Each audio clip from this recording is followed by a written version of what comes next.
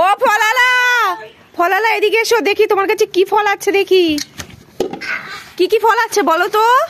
মৌসুমী লেবু 20 টাকা, হ্যাঁ আপেল 30 টাকা, পেয়ারা 5 টাকা।